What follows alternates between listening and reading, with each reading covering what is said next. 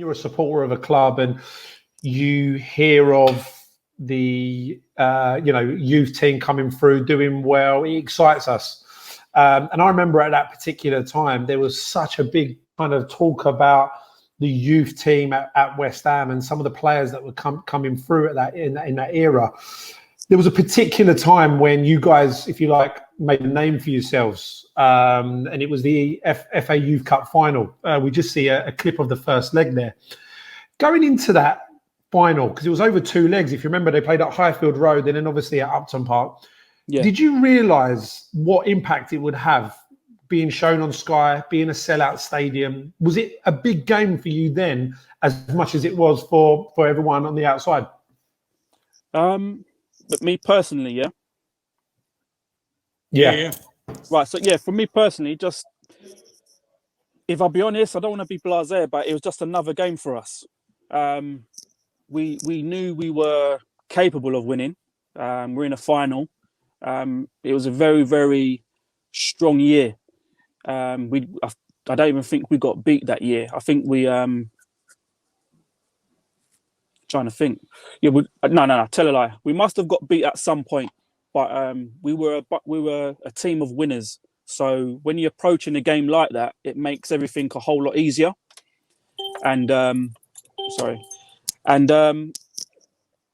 yeah, we just approached the game. Nothing. I remember the training sessions up towards it. We didn't do much more than what we'd done throughout the whole year. It's very relaxed, very sharp. And you know, at the time, our manager Tony Carr and Pete Brave, they didn't really have to coach us much. It's just about our focus and our mental approach to the game. Not get too carried away and whichever, and just look forward to it and play our normal game. So what was it like working with Tony Carr, Adam? Well, I mean, you hear lots and lots and lots about him, but on a sort of everyday basis, I'm assuming you was training with him. What sort of methods would he look to implement with his teams? A lot of discipline. It's weird. He had the balance. When I look back, as obviously I've experienced playing professionally now, so if I was to coach, sorry, that's what you get being parked up in Primrose Hill. Sorry about that. What you get, and what I can appreciate, you got the right blend of discipline, character, and the license to express yourself. And we had all of those characters, some stronger with certain elements, all across the team. And we had the right blend. So we all just used to vibe and bounce off each other, you know. Obviously, well-known talent in our team was obviously Joe Cole. Now, very, very, very introverted at the time, but give the ball at his feet and he'd express himself.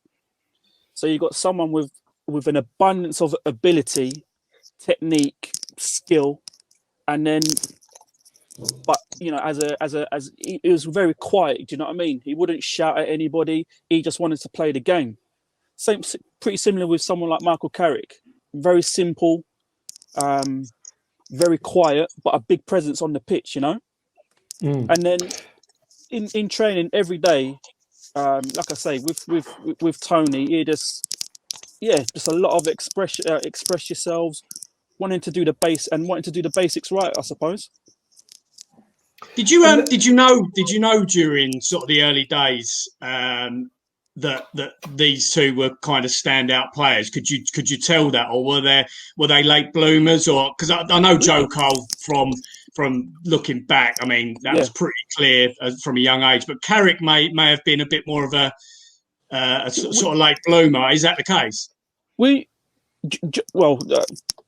wouldn't say so, because we all had particular strengths. Yeah.